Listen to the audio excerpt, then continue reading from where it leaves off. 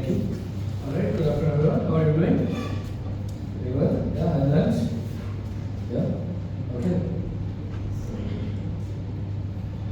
So let's recall the LP we were looking at last time. And here, we will call this LP1.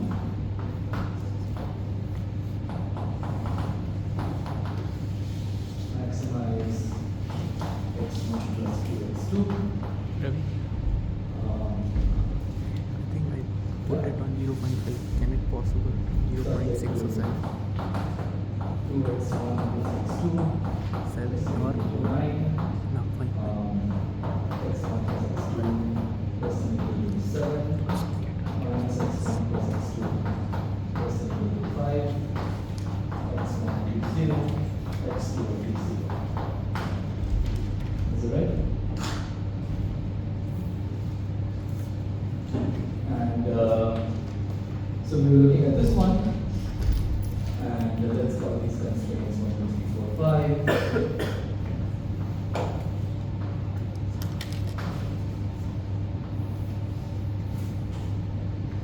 And we also talked about another LP. I'll call it LP2 for now. It's the same as LP1. We drop constraint 5.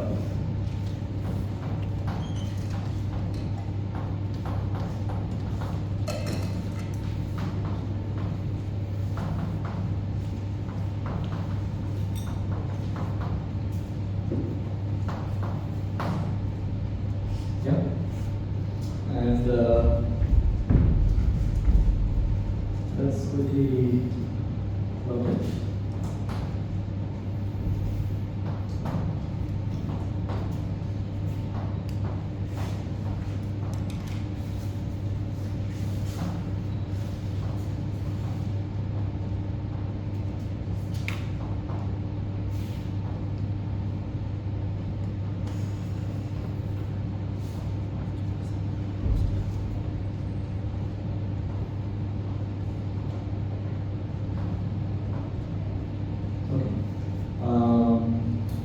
I think we got 4.50, 1, 2, 3, 4, 5, 6, 7, 8, 9. So that's good enough.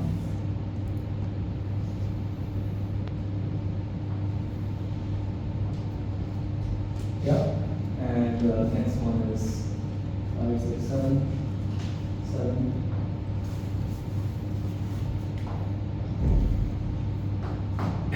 And next one is 1, 2, 3, 4, 5. 1, 2, 3, 4, 5. Okay.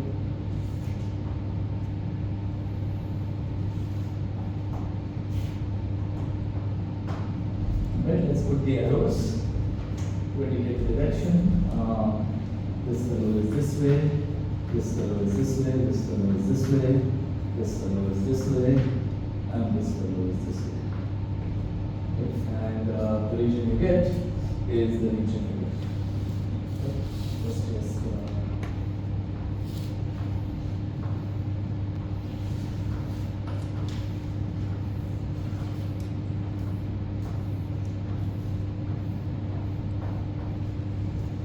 we mark the corners. 0, 0 is one corner. This fellow is 4.50. This fellow is 0.5. This fellow is supposed to be 2.5. This fellow is supposed to be 1.6. Yeah.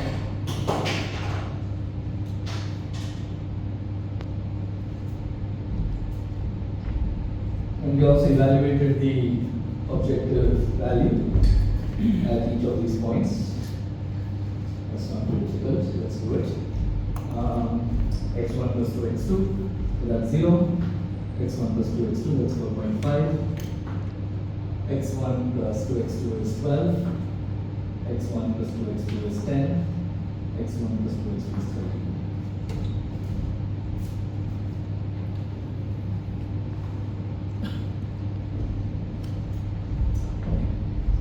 So of course we are able to draw this because it's a 2D, two variables, good. If you want to go to 3D, you can make a 3D model. I'm going to do that here. It's a bit fancy for me because I stick to 2D. Right, so let's think about the objective function and let's try to see what's going on. So there is a thing called solving an LP in two variables using the geometric method. So let's go to the equation, right? So let's think about what this means. For this point, the value is 10. What that means is we are looking at a point on the line x1 plus 2x2 equal to 10. Clearly?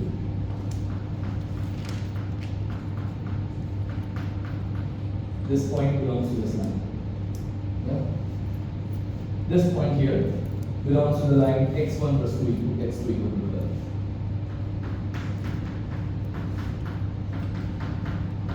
And this point here belongs to x1 plus 2 x2 equal to 13. Okay? So I'm going to draw these three lines. So let's start with orange, x1 plus 2x2 equal to 10. So 0, 5 belongs to it. And what is another point that belongs to it? 10, 0 I guess. 10, 0 should be 5, 6, 7, 8, 9, 10. So this is 10 I think. So let me draw this line.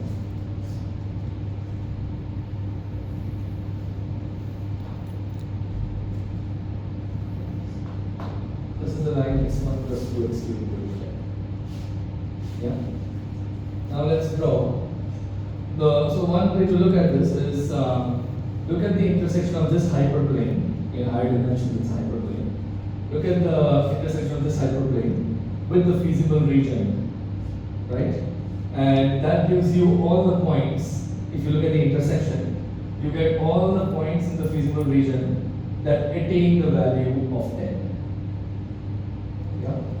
And of course, in 2 dimensions, maybe even 3, I can see that if I want to maximize, so if I can push in this direction, if there is space in the polytope to push in a certain direction, then I will push in that direction and get the better objective value. Yeah. So now let's draw the line x1 plus 2x2 equal to 12. I use blue. So one point on this line is 2, 5.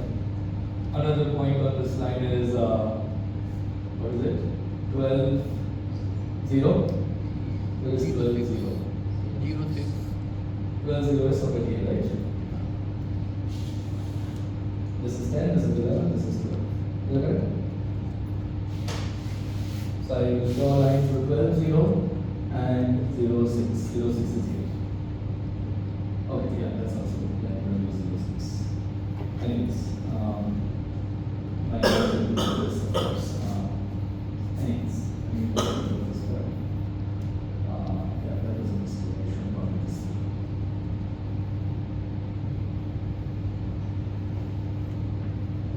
Supposed to go here. And of course, it will pass through 0, 6. It's supposed to be parallel. Right? So these are parallel lines, modulo 1 line. Yeah? Okay? So I was able to push in this direction. And therefore we pushed in this direction. And we got something better. Of course, the reason we got something better is because the blue line has non-empty intersections with the polyhedron. Right? If the intersection was empty, then you would not have any points containing this line. And again, you see that there is space in the polytope to push further in this direction. Yeah? So let's push further. And let's draw the next line, which I'm going to use pink for. This is going to be going through 13, 0 and 1, 6. Is that right? 1, 6 is the point I looked at. Yeah. So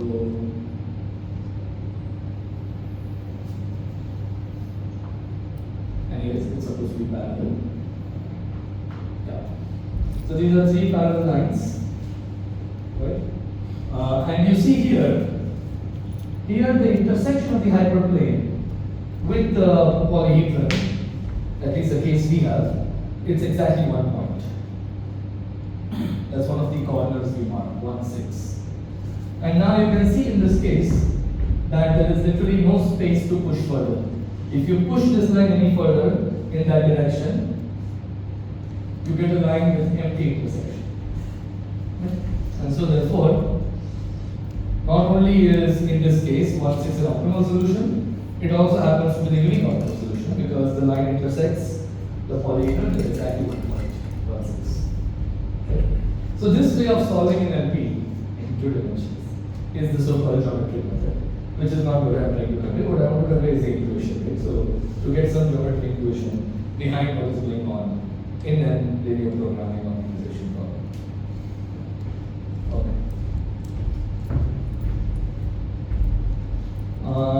Good. And if you look at LP2 with the same objective function and same constraints except the last one, what is the optimal solution? Still the same. It still has an optimal solution, that is the first point. And it happens to be the same because by dropping the fifth constraint, which is this horizontal axis, basically what you will get is you will get everything below the axis. Right? So basically LP2's feasible region is LP1's feasible region union the yellow shaded area that basically keeps going forever. Sir? X2 we are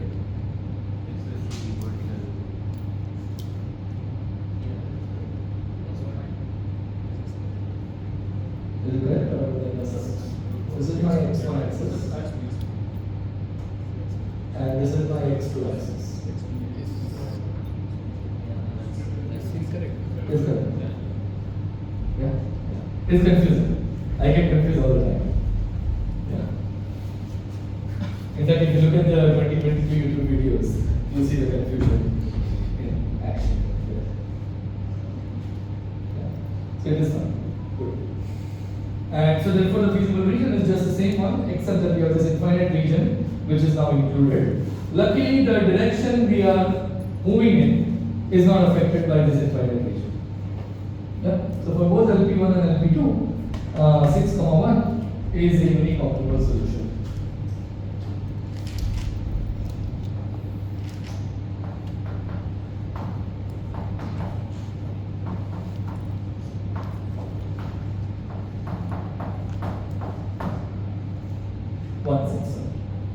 One six is the unique optimal solution.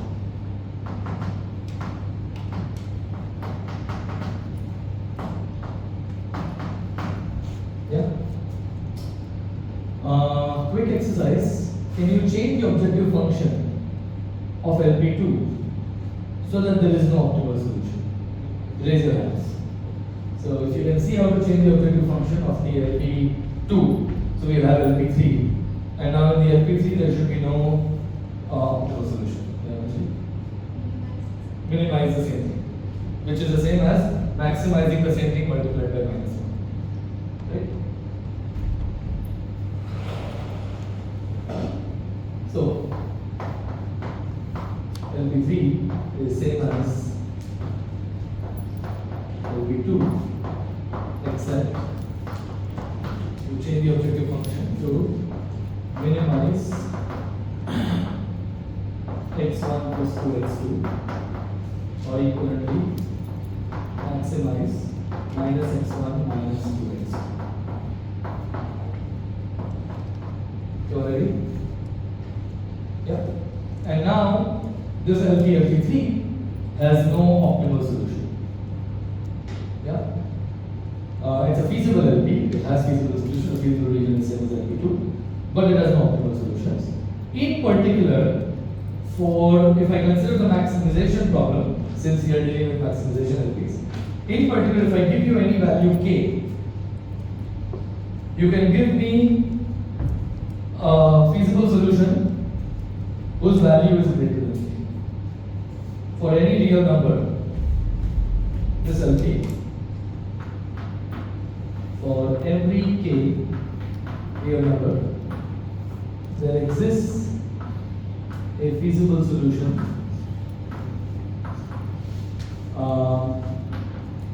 to the maximization version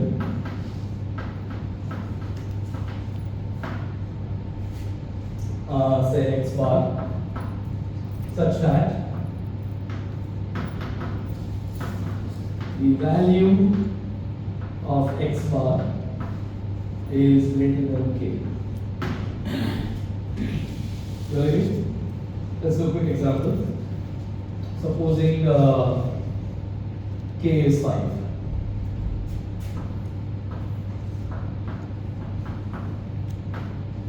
Can somebody give me a feasible solution to this LP whose value is greater than 5?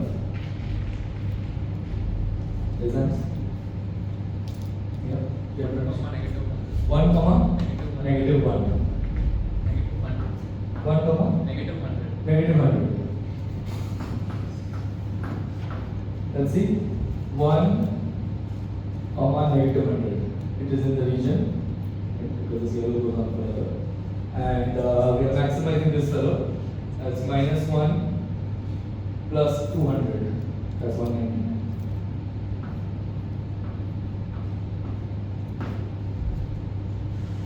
Yeah? Okay. Such an LP for a maximization problem is said to be unbounded. So this is the definition.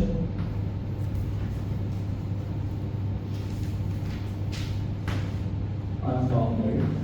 This is the reason I did not want to use the word unbounded for something else last time. Right, of course, if you switch to minimization, you just change this inequality to less.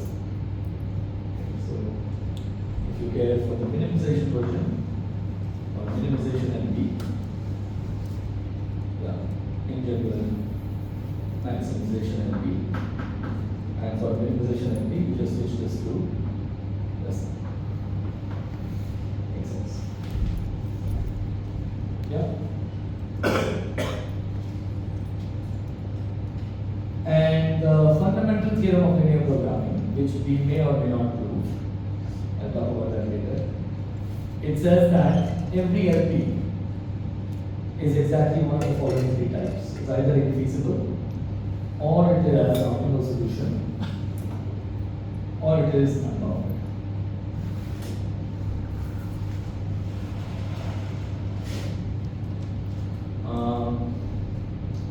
If I'm not mistaken, this is so-called theorem 2.17, 2.12 from one of the texts we are following. So I will generally, when possible, I will try to number the results based on one of the books we are following. So this is from the first book, Conan and Touch. Every LP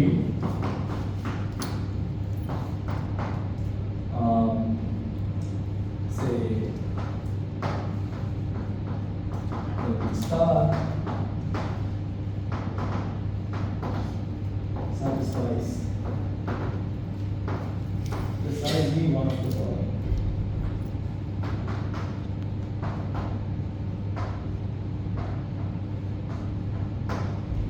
Either it is infeasible,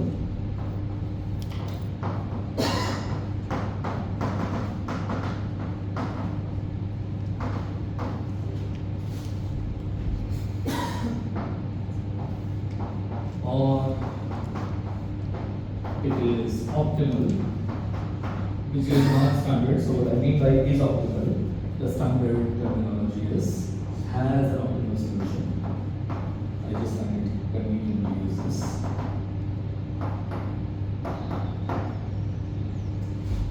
And otherwise, if neither of these hold, then it is because it's unbounded.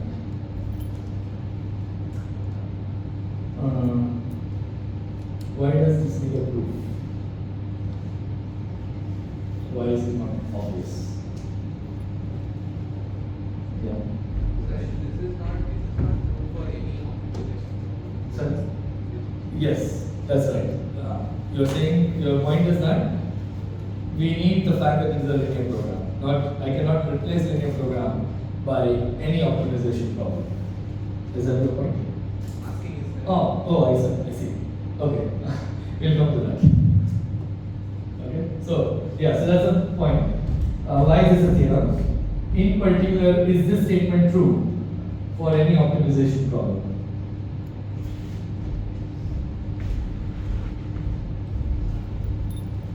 Or can you give me an optimization problem? We have not defined what an optimization problem is, but I guess by now you know what an optimization problem is without a further definition.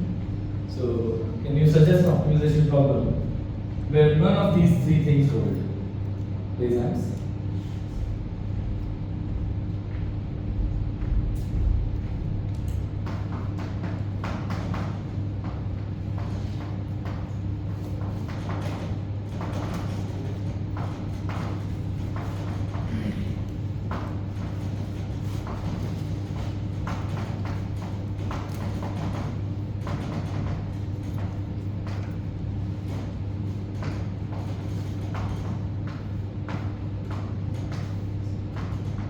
Of course, it won't be a linear program because you're going to, because this is a theorem, although we haven't proved it.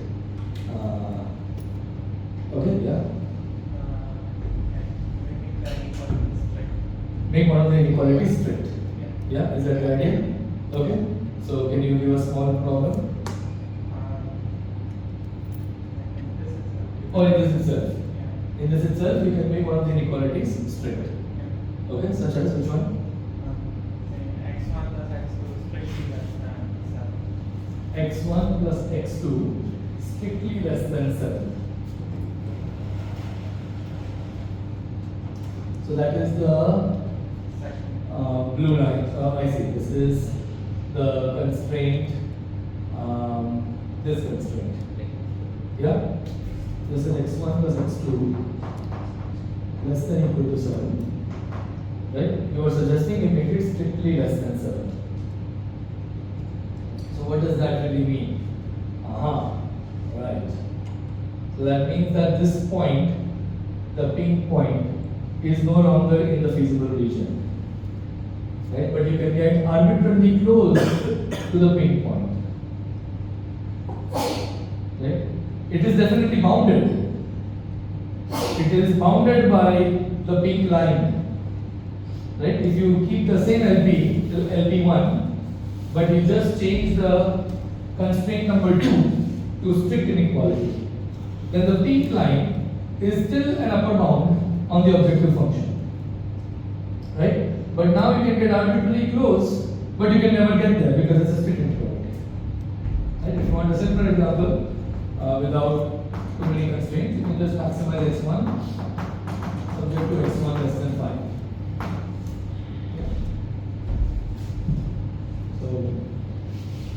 Bounded by 5, you can't do better than 5. But at the same time, there is no optimal solution. Right? I give you any solution, feasible solution, x1 will be less than 5. I can just add an epsilon to it and I can do better. Right? So therefore, in this theorem, this is crucial. It's about linear program, it's not about optimization problems. So therefore, this needs a proof because somewhere you will use the fact that this is a linear program. Of course, in 2 dimensions and 3 dimensions, you can probably convince yourself, thanks to geometry and geometric intuition. How do you convince yourself in 7 dimensions?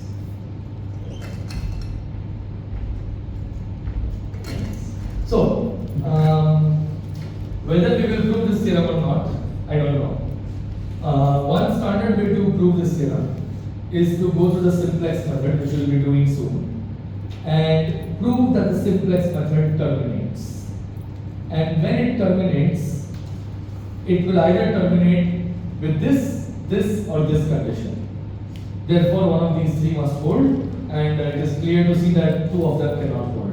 They are all exclusive, that is easy to see. Right? So one way to prove it is to go to the simplex method, prove that it terminates using a rule called Bland's rule, which will not make sense right now. But the question is, will we prove that simplex terminates or not? 2 offerings, 2022, 2024. I kept saying maybe we will prove it, I did not prove it.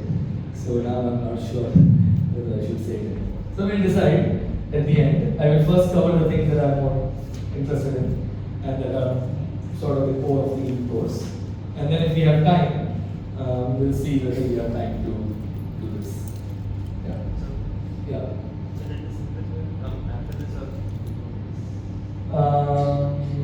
Good point. So basically your question is, can the theorem be proved without using the simplest method? I believe the answer is yes. But I don't know those proofs either. So the only proof that I have seen in the past is the fact that simplest terminates, and therefore this theorem holds. But I think there are other ways to do it. I'll have to check. Yes. The optimization problem you mentioned with the strict inequality, it sounds very similar to the definition of unbounded. Not quite, right? I can give you a real number for which there is no feasible solution whose value is greater than that real number. Can you tell me what is the real number for this problem? Let's look at this one. Can you give me a real number such that there is no feasible solution whose value is greater than that real number? 6 or just 5? Right, so it's not unbounded. It is bounded above by 5.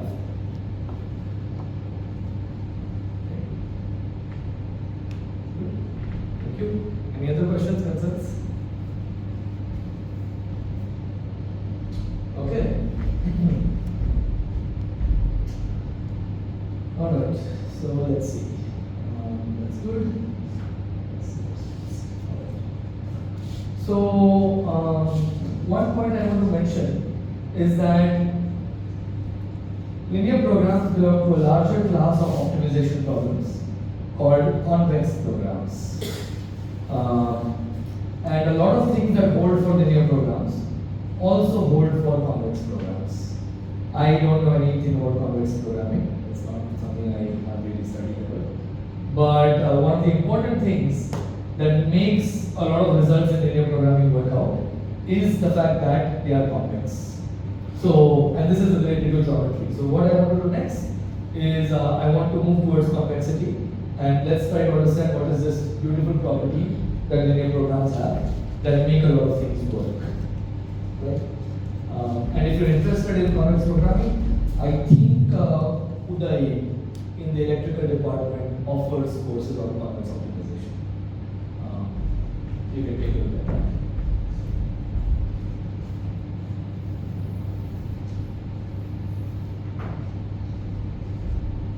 That's not about.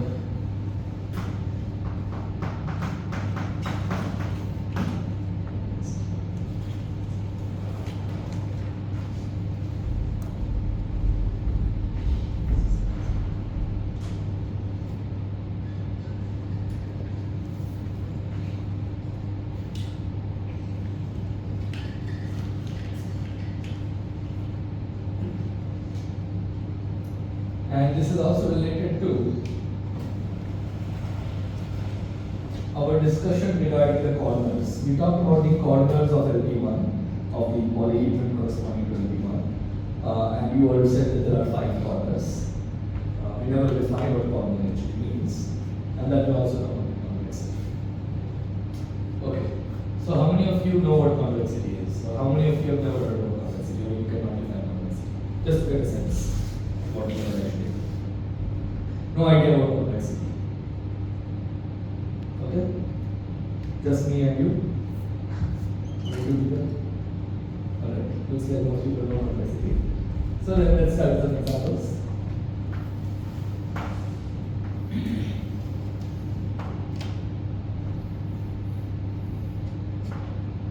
Modulo the imperfection in microns.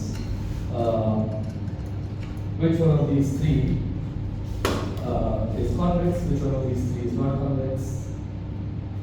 Right, so there's 3 figures here. They are supposed to be interpreted as objects in R2. So, any idea which ones are convex? If you have an idea, you can write it down or just raise your hand.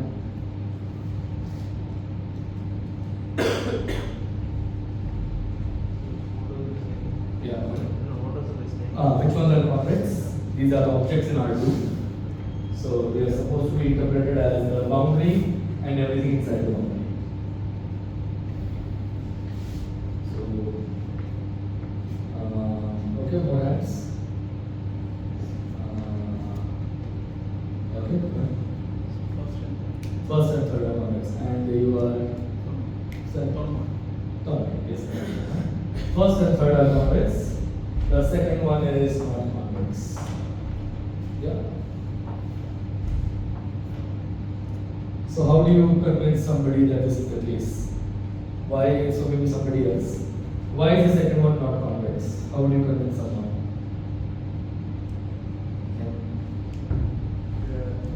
You take 2 points, there is a possibility that all the some of the points are not set to set. Right. Right. Okay. And you are? Sure. So what Srinath is saying is, you can consider 2 points such that if you draw the line segment as we understand it, joining the 2 points, that line segment actually leaves the body, leaves the object. There are points in the line segment that are not in the set itself. Okay, so that brings us to the definition of convexity. A convex body or a convex object, Rn if you like, is one such that if you take any 2 points in the set, then the entire line segment joining the 2 points, we will define line segment in case it's not clear in higher dimensions. The entire line segment joining the 2 points should also lie in the same set. Right?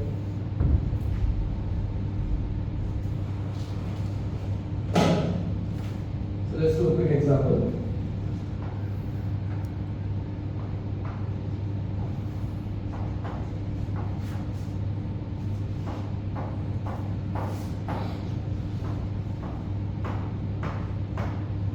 So here is 1, 1, and here is 5, 5.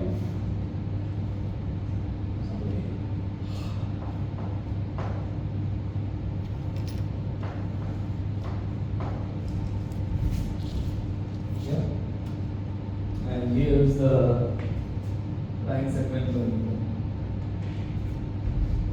What's the midpoint? 3, 3. How do you express that as 1 in terms of 1, 1 and 5, 5? It is half. 1, 1 plus half. 5, 5. So this fellow is simply half times 1, 1 plus half times 5, 5. Right? And if I want to describe this point, which is somewhere 1/3 of the way from 1, 1 to 5, 5. Do you all see how to express it? Right? If it's closer to 1, 1, it's just 2/3 times this fellow plus 1/3 times that fellow. Yeah? Basically, if I take 2 points, x prime and x double prime, in Rn, the line segment joining them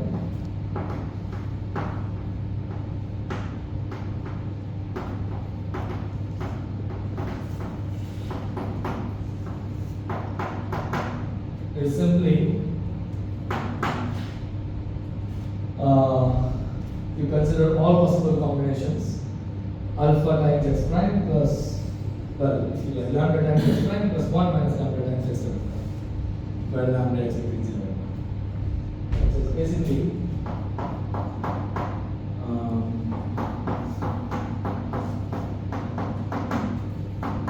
for all values of lambda,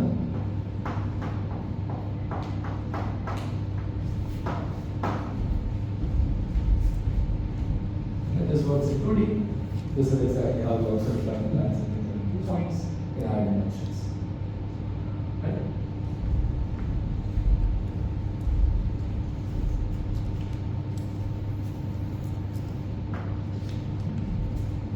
And set is convex, or set S in Rn.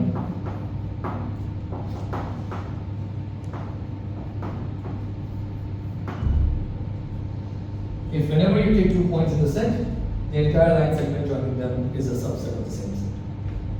If for all x prime, x double prime in the set S, the line segment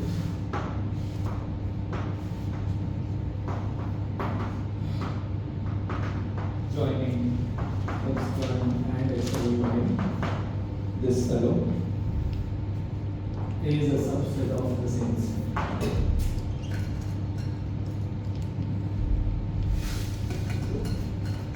This is a set.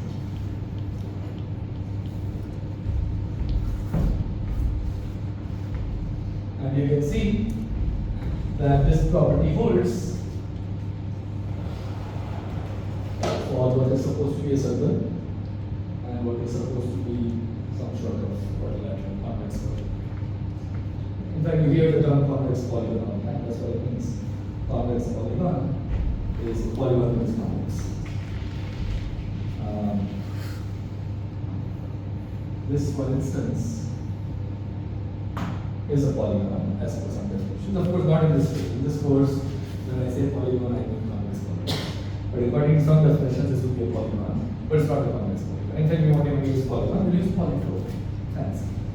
Works in agriculture.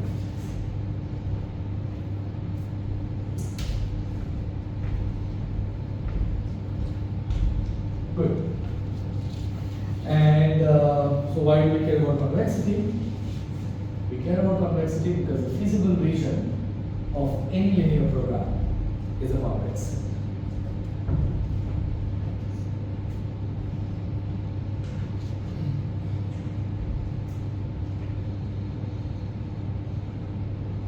So maybe I'll erase this stuff.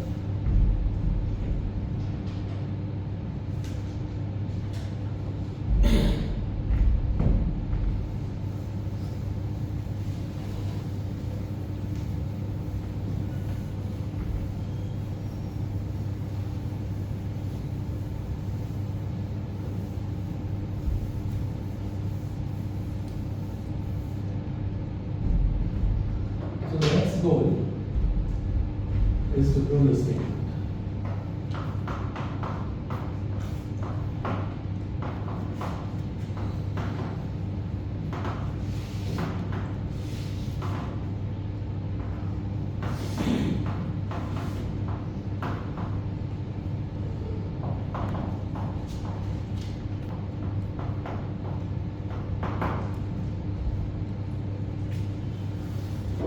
This includes infeasible LPs, right? Infeasible LP, the feasible region is the empty set, and that is a convex set by definition. So how do we prove a statement like this? Well, first of all, we did observe something about the feasible region of an LP last time. Can anybody remind me of that? What did we observe? The feasible region of any LP is a intersection of half spaces, which is what we defined as a polyhedron. So basically, this is just saying an intersection of finitely many half spaces. This is simply the intersection of finitely many half spaces.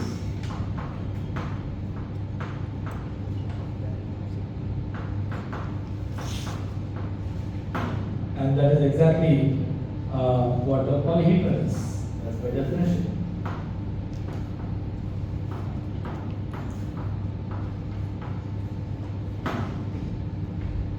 Yeah. So in other words, what we want to prove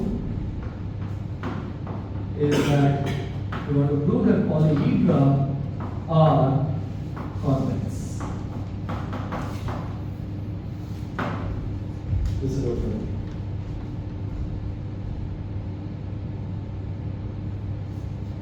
Okay, so how do we prove a statement like this?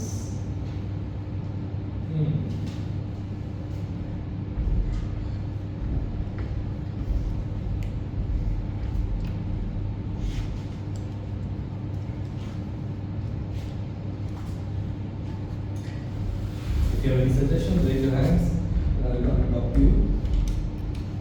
So,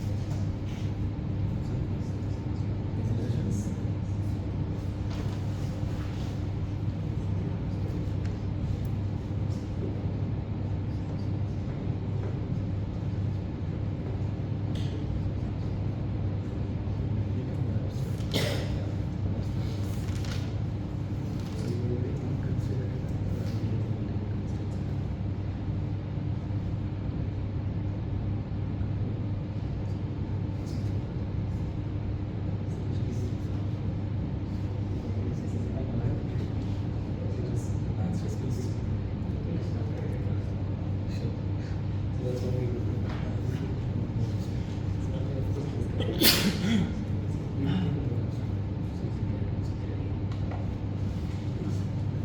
mean, of course, at some level, we have to do this.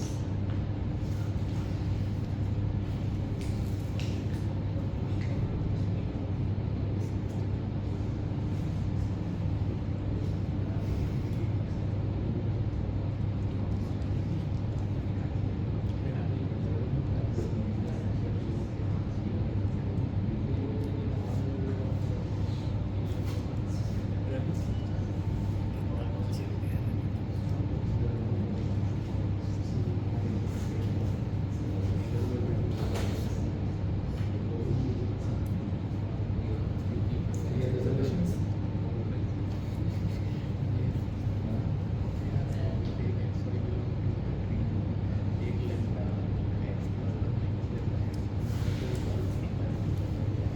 But make it more abstract. Make it a bit more abstract. Go in the right direction. Any suggestions?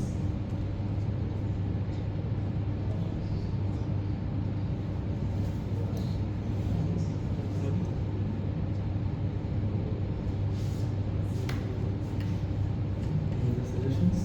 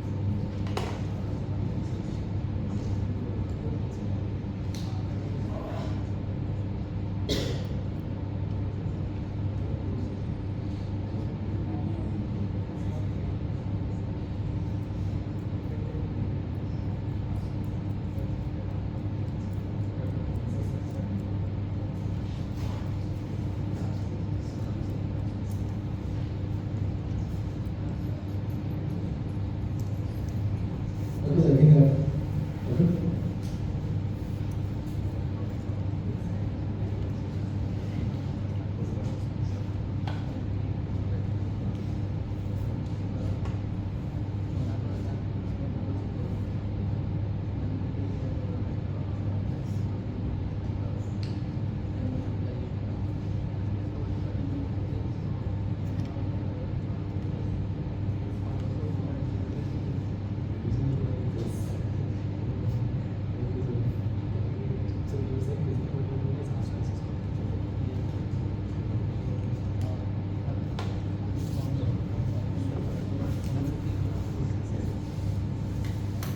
Okay, so I think I've gone around and talked to almost everyone.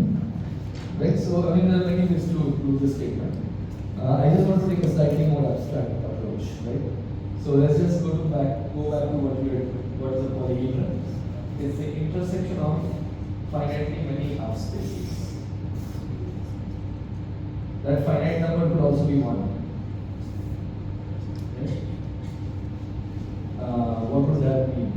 If I have only one half space, what is the intersection of? It's just that set. Right? When we say intersection of k sets, if k equal to 1, then it's just the set itself. Okay? So, if this statement is true, then it better be the case that half spaces are convex. Right? So one approach would be to prove that half spaces are convex.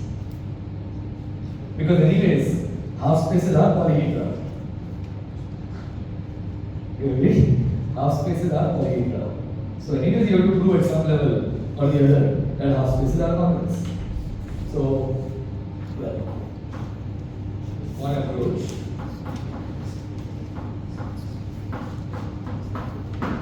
is to first show that half spaces are convex. I mean, essentially, almost all of you are thinking along these lines. You are saying that for a particular inequality, if 2 points satisfy that inequality, then every point in the line segment satisfies that inequality. That just means half space are convex. That's the definition of half space. So one thing we could do is we could do that half space are convex, because anyways that is contained in this statement. Of course, now we need something more. We also need the intersection of finitely many half spaces to be a convex set. Well, that is where we will take a more abstract approach. Now we will throw away half spaces, and we will directly deal with Intersection of convex set. convex sets. The intersection of, we will throw away finitely also.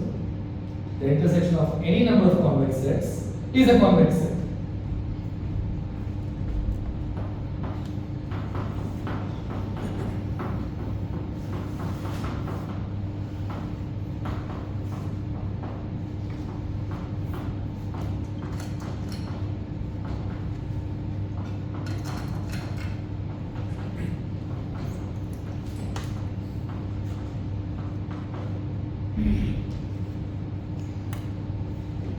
Intersection of any number of convex sets.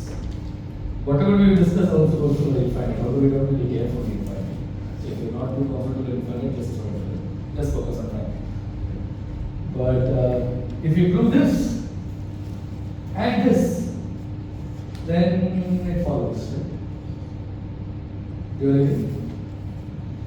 Yeah. So I will just say QED modulo these two. So now we focus on this. Alright, so which one first? I like to do easy things first. Both of them are not good, neither of them is good difficult. But I don't learn a lot of notation. For one of these, I don't need notation. Right, so let's just think about two sets. I know I said any number. Let's just think about two sets at a time. Supposing S1 and S2 are convex sets. What does that mean?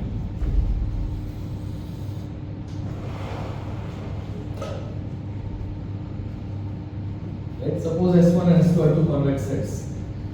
Then I want to argue that their intersection is a convex set. So let's think of a Venn diagram. This is supposed to be a Venn diagram. This is S1, S2. Right? I'm going to write down this is a Venn diagram.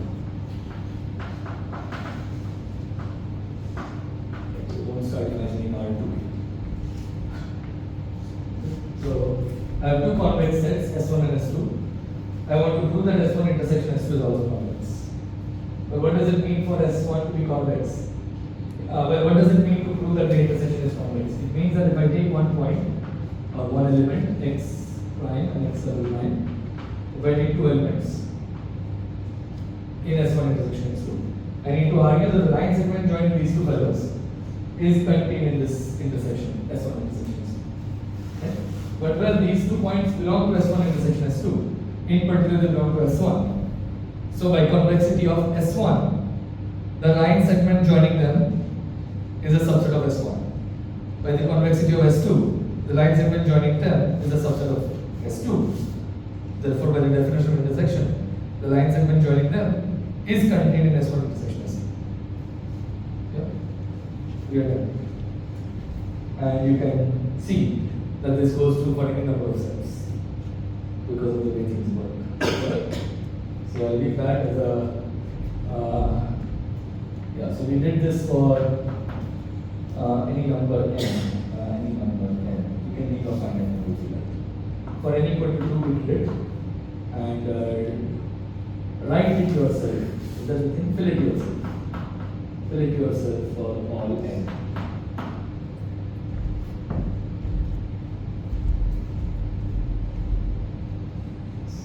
Basically it follows. Yeah. So we're done with this fellow. Give the number.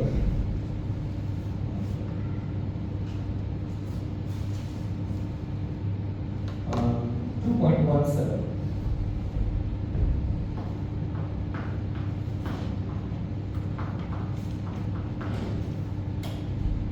Right? And now the only thing that remains to prove that polyhedra are convex is statement 1. half spaces are convex. Well, let's recall what a half space is.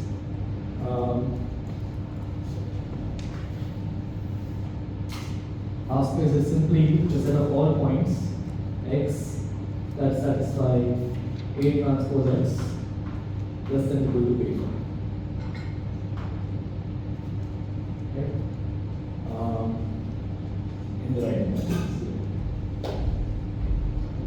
So now, if you have 2 points that satisfy this, so let's say this is our half space H. Okay, there are all points that satisfy it, or some vector A transpose and some real constant beta. This is also the other. And observe that if x prime and x double prime both belong to H, then you need to prove that lambda times x prime plus 1 minus lambda times x double prime also belongs to H, or all lambda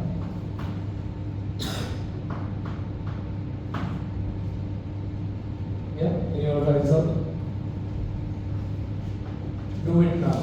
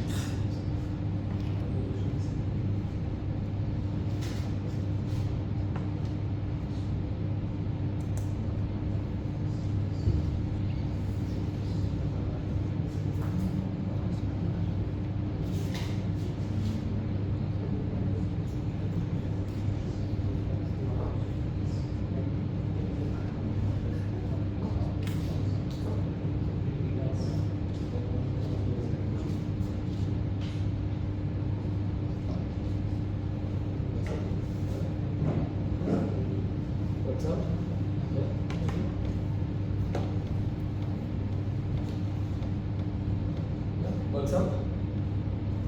Yeah. Do I need to do anything? Yeah, it works out for everyone. Okay, if it works out for everyone, then what's the point in me doing anything? So then I won't do anything. But it goes through. Goes through, goes through, goes through. This is 2 point of 6, I guess. Yeah. Ask this convex.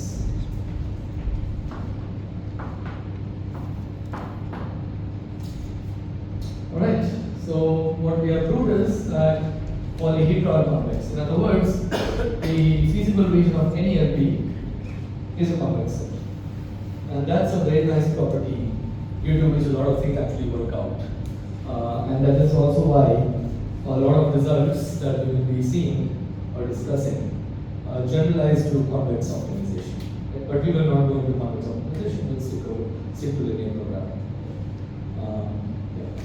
So yeah, I think that's about it for today, and we will continue tomorrow at 3:30. Are there any questions or concerns regarding anything we discussed today? Is everything clear? Yeah?